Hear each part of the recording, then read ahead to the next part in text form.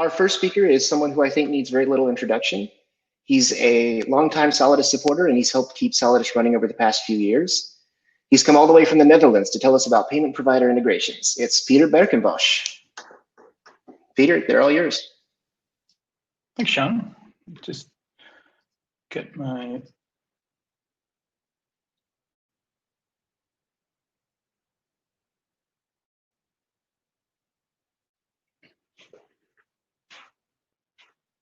All right, good morning, afternoon, everybody.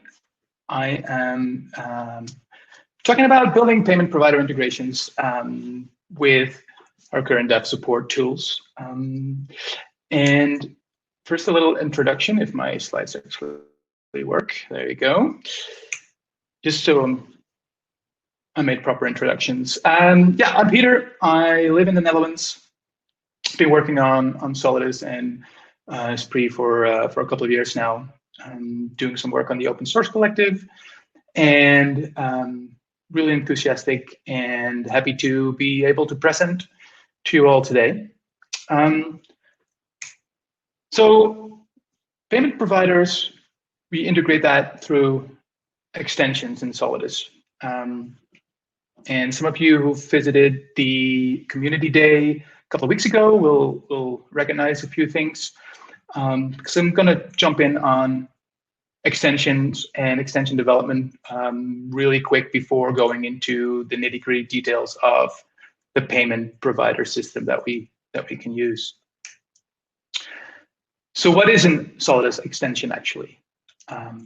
It's nothing more than a Rails engine, which makes it really nice because it has a lot of defaults. Rails calls them the Rails way or the Sane defaults, convention over configuration. We follow the same pattern, and we have some support for that. Just recently, 2.0 of Solidus Dev Support was released. And like I said before, we provide some Sane defaults with that as well. And also some convention over configuration. To get started, you can just use gem install Solidus Dev Support. It will output something like this. This is from this morning, 2.0.1. And with that installed, you now have a command extension. So you can do Solidus extension, then the name of the extension you want to generate, and it will generate the whole boilerplate code for your extension. So you CD into the Solidus underscore, whatever the name of your extension is. And then we provide a lot of that support there. So there's generated boilerplate code, the gem setup, there's some specs. We create the engine installer. So you can do Rails generate your extension name install. We set up a Gemspec, so you could publish this on Ruby Gems or GitHub or any other gem publisher. We set up RSpec and friends like Rubocop. I'm skipping a few of those things right now.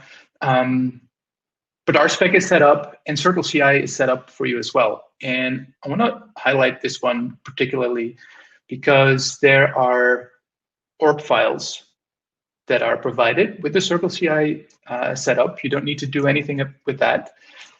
That will run every week on master and run all the specs on Postgres, MySQL, on all supported Solidus versions out of the box. I think this is a really, really helpful addition to the stack. So when you generated your extension, there's a few bin files that I want to go over. The first one is setup. It's a default, one of those default scripts that is getting more and more common to run. It will make sure that all your dependencies are in order. And then one of the biggest fun things with that extension that is generated is sandbox. So within your extension, you can just run bin sandbox, and it will generate the current Solidus version into your extension, and you can play with it. It has your extension installed. So when you run it, this is the output that you will see. In this case, I created PSP as payment service provider, and it will generate everything for you at that particular point. We also have the Rails command, and all Rails command is executed within the sandbox. You can also just run bin Rails. You don't need to run the sandbox before that. The Rails command will generate the sandbox for you if it does not exist already. So all commands around Rails, like Rails console, Rails server, is being run in the sandbox with your extension installed. The only exception there is generate. When you run bin Rails generate, it will generate models, migrations, controllers, what you name it, the general Rails generate command. This will be executed within the root of your extension. So you can create models, migrations, anything that will be in your extensions. Extension, actually. Another thing that is added there is that we can change the Solidus version and or the databases that you run the sandbox in. So let's say you have an extension that needs to only support Postgres, for example. You can do that. Or you want to test it on the current released version of Solidus. You just need to do an export or put in an env variable, set the Solidus branch to the version you want to use, set the correct database, update, especially when you go from SQLite to Postgres, for example. We need to have the Postgres gem installed. We run the sandbox command, and now we'll have a sandbox that is using Postgres and Solidus version that we specified. The rest of all the support tools that are added through Solidus Dev Support is also generated in the README file. So I highly recommend just try it out and go over the README and play around with that dummy extension or whatever you feel like using. But the README is a pretty good resource. So that brings me to the next step, and the next, like the meat of this presentation is create a payment service provider integration. And out of the box, Solidus provides a lot of conventions and a lot of base models that we can use to integrate. And we actually have to only implement these 4 different elements. We need to make our payment method. We need to create a gateway class. We need to make sure that we store the payment source. We can also skip that one. And we need to get our few partials on the right name and right path. And I'll go over all of them right now. So starting with the payment method, the base class provides a lot of defaults. And this is the payment method for the Solidus Affirm version 2 payment gateway. And as you can see, it's inheriting from Spree payment method, and it's using the preference model, the preference system that we have in Spree itself. So in this case, we need to store the public API key, private API key, and we also want to store the JavaScript URL. And I'll show you in a second where that is settable. A big benefit of the preference system too is that we can use the so-called static model preferences. So for example, when someone uses this extension in their Spree initializer or any other initializer, but usually in the Spree initializer, we can set the static preferences like so. Well, when we create the model, we also have to make sure that we register our payment method to the Solidus system. And I don't know if this is readable actually, but on my screen it's not that much. But anyways, I'll continue. There is a payment methods attribute on the configuration. And we just need to make sure that we add our payment method to that particular collection of payment methods. When we do that, this will be available in the admin interface and the user interface by default. And the last thing we need to do to actually see some result in our sandbox admin is we need to set the name. And we use I18N, like so. And we can use whatever locale we need. So if you have a multilingual extension, we can just use this particular one for the payment method as well. So when this is all set up, we run the sandbox, we go into our admin interface. This is what we see. So we see that we have a lot of fields and a lot of forms, but the main thing that we have is the public API key, the private API key. This is an older screenshot, so JavaScript URL path is not showing, but that would also be an input field here. And with the static setup, we could just select that from the preference source. That will be named the same name as the name that we set it in our configuration. So the payment method is all set up now. We now focus on the gateway. And the gateway is basically a wrapper around the API interface for the particular payment gateway. Could be Stripe, could be PayPal, could be any other gateway that you want to implement. And the convention here is that it needs to have an initialize method, and it will get passed in options. And these options are among some defaults in Spree itself, our Solidus itself, will also be the configuration preferences that we just added. So when we want to implement the gateway for the Affirm sample, I'll create the Affirm configuration block for the Affirm API client. And I won't go into too much details of that particular implementation. But the gateway initialize will pass in the options that we have in our admin system. So it will set the public API key, the private API key, and the environment based on the test mode. The next convention that we use in Solidus is the active merchant API. An API here is not a RESTful API. What I mean with the active merchant API is more like an interface. We accept the same methods as active merchant. So the gateway needs to implement all these methods. So we have an authorize, a capture, a purchase, which is an authorize and a capture in one go. We can void a transaction or credit an already captured transaction. And then we have something that is not really in the active merchant API, but we introduced that. It's a try void method based on the payment. It's a helpful method that is implemented on a higher level. And we need to implement this too. It will basically see if we can void a payment. If not, we'll credit it or do any other steps that is specific for this payment gateway. So these are the methods that we need to implement.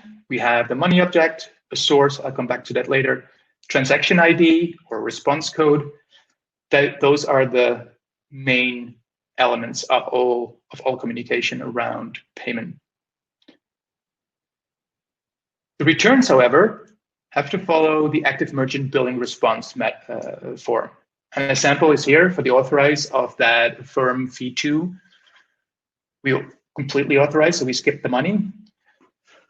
We send a message to Affirm through the client that we've got authorized with the, initialized with the gateway. We can authorize it, and if it's successful, we'll just send a response back. And I'll go a little bit deeper into the response, because with this particular one, there is a little specific field that we need to focus on, and that's the authorization part. So split this one up. The response is set up that first parameter is the Boolean, whether or not it's a successful response. Then we can send a message. Then we can set some parameters around that particular response, and then set some options. In this case, the instance will have an authorization method. added to it. And that's the response ID that we get back from a firm in this case, or any other transaction.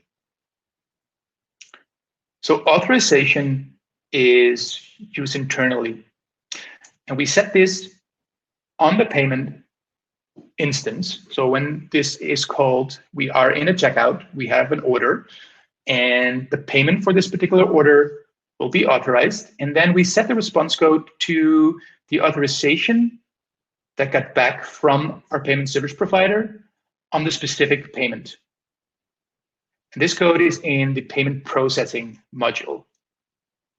See that I didn't pass the path in here on other code samples. I have that. And then to make things a little bit more complicated, we use this internally, like in a public API, as the transaction ID. So for example, if we have a transaction where we authorize the credit card, we get a certain code back, we store it on the payment, we can say payment.transaction ID to find the right ID for this particular transaction. In the database, this is stored as a response code. The next step would be to store a payment source. And there are two ways to look at payment source. Originally, it was used as a reusable source. This is now in a wallet, and I will not touch wallet in this presentation. But this might be, if you want to use reusable payment sources, you can store that on the wallet system. That's a bit different presentation altogether. So a sample for that is Spree credit card. It's one of the core models. It inherits from Spree PaymentSource, and it stores all data that we can without breaking any PCI or other laws. So we won't store the full credit card. It's the last four numbers. It's the response code. It's a few other things like name and type. And this can be added to set wallet, that if the customer comes back, we can just select this particular credit card again and check out with that. It's also used for transaction source. So track specific payment provider details. For example, the Solidus Affirm transaction is also a payment source. We store the payment provider name on there because a firm can have multiple providers for that particular payment. They also use a few different transaction IDs. We could also just open it up and add it to the payment model, but that makes the payment model a little bit cluttered and hard to update in future versions of Solidus. So I think it's a common practice to store that in the particular source. So now that we have a payment source and a gateway, we can configure that in our payment method. And we don't really need to configure that much. We just need to make sure that we set our payment source class to the current class that we created. In the same way with the gateway class. So the convention here is that the gateway class would be initiated with all the gateway options that we set, and the same way for the sources.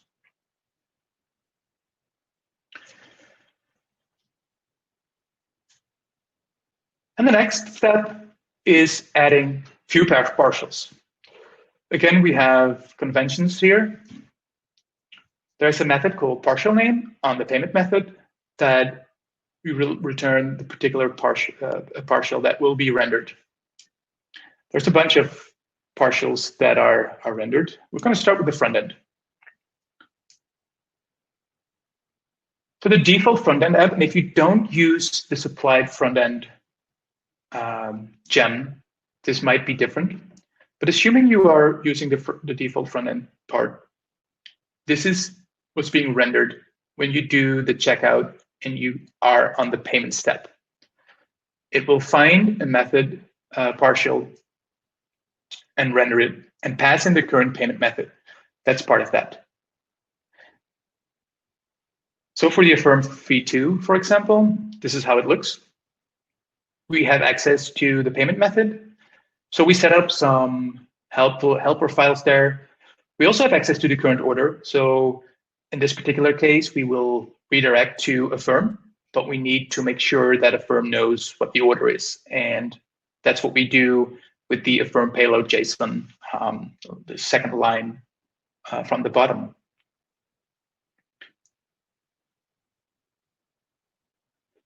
Another option is to generate a set the payment sources directly on the payment. So this sample that you're seeing right now, this is also part of the provided front-end gem. And this is the basic credit card field. There's a few not so common Rails things around this.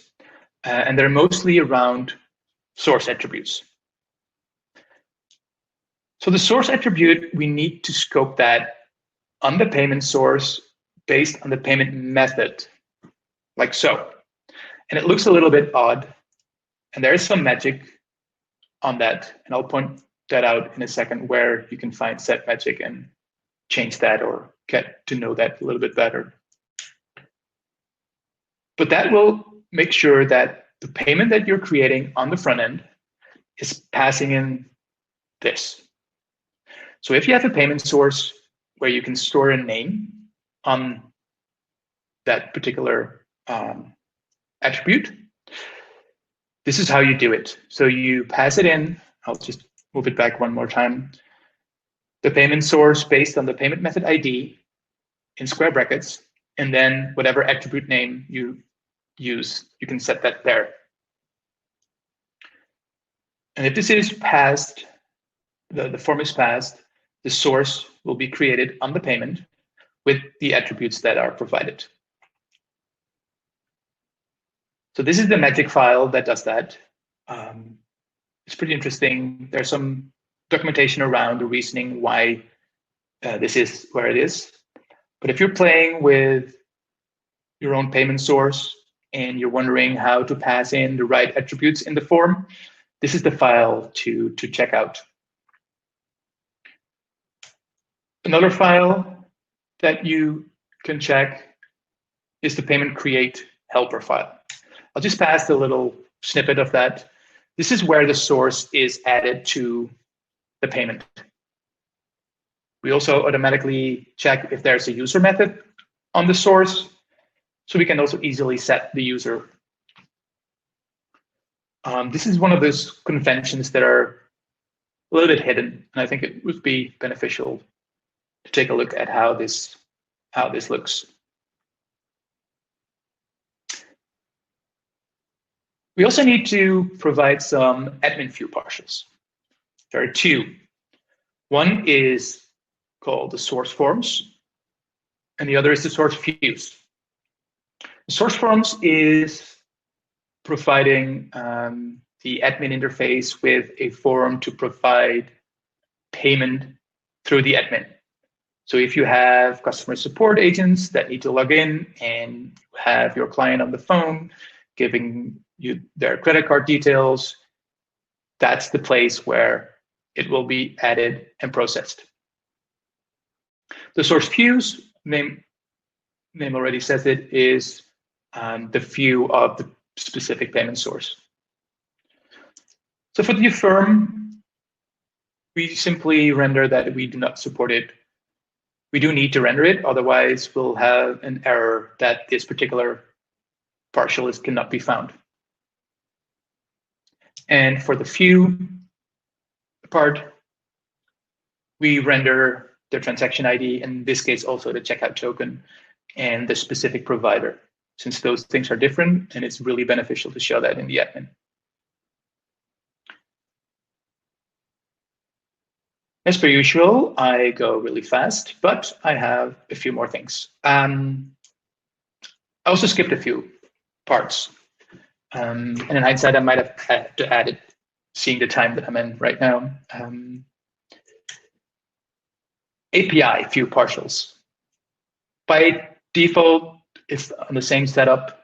There's some samples linked later on that you can take a look at. If you want to have this also work on and with the Solidus API, the same setup applies. So we have a partial name JSON to JBuilder that you can use to list or create. I also skipped the wallet. The wallet is a user-based collection of reusable payment sources. So if you have a payment source that you can reuse for subscriptions or just general client friendliness to reuse a certain payment method, this is where we can store it. There's a large chunk of documentation that I'll link later on as well, that if you want to jump into that, it's pretty straightforward. We basically need to store the source ID in a certain wallet for the specific user, and the rest will go automatically. I also skipped the testing support and how RSpec is set up. It's basically the same as in any other RSpec or extension setup that we have in Solidus. And there's no specific there's no specific support for payment gateways. The extension generator, however, gives you access to all factories around orders, shipments, payments, users, anything you want. So for next steps, if you are in the process or in need of building an extension in general and a payment extension in more specific, there are pretty extensive guides on this link. The overview lets you go over all the different elements that I just described in a more top-level overview.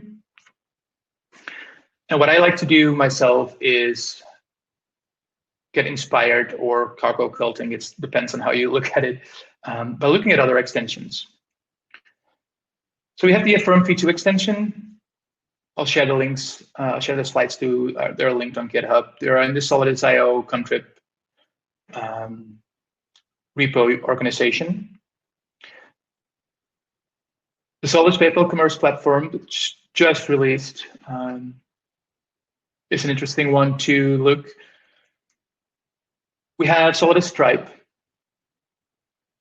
and we also have a massive extension search tool that the guys at Nebulab, or the people at Nebulab, made. It's called Solidusm. Definitely check that out. You can search and find extensions. If it's not on Solidum, it's probably does not exist in GitHub. Maybe we do not search GitLab. I'm not sure. I think it just searched GitHub.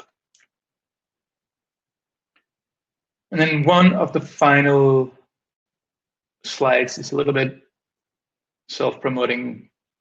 I'm in the process of writing a book around these topics and others on a technical level. It's called Solidus Book. Go check it out. It's in progress. It's like almost done, famous last words. But if you want to keep up with that, you can leave me an email there, and I'll send out an email when it's ready for some review. And that's about it.